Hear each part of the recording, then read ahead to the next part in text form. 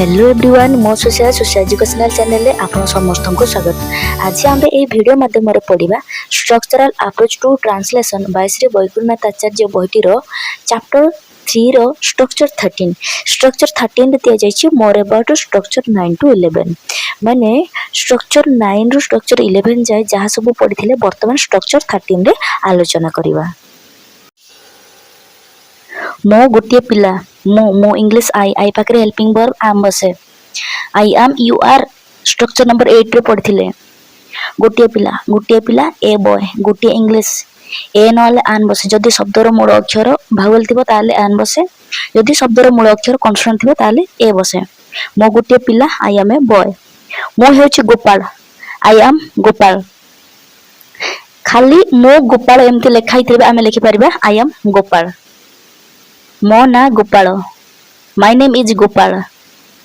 तुमे जणे Manish you are a man my your his and her structure number 4 रे पढ़िथिले। जदि देखि नांती प्लेलिस्ट रे दिया जाइछि ताकु जाई मते आपण देखि परिबे।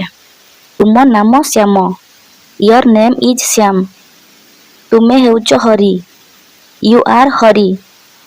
तुम ना Hari your name is Hari. से जणे छात्र ही इज ए स्टूडेंट। से हेउची माधव ही इज माधव। ता ना Madhav his name is Madhav.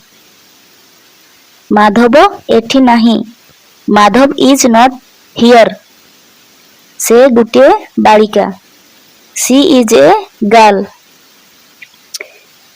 ता ना Sita her name is Sita. Sita Sethi नहीं सीता इज नॉट देयर। वर्तमान ओडिया वाक्य गुडी को इंग्रजी रे अनुवाद करिवा। मो जणे बालिका आई एम ए गर्ल। मो हेउची कमला आई एम कमला। मो ना कमला माय नेम इज कमला। मो जणे छात्र आई एम ए स्टूडेंट। मो हेउची माधव आई एम माधव। मो ना Madhav my name is Madhav. तुमे जणे पिला यू आर ए बॉय। तुम ना Keshav your name is Keshav. तुमे हेउच केशव यू आर केशव।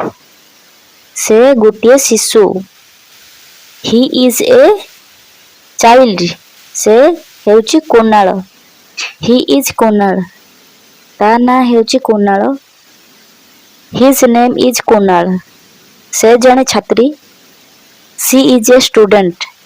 से हेउची गीता सी इज गीता। तार ना Gita her name is Gita.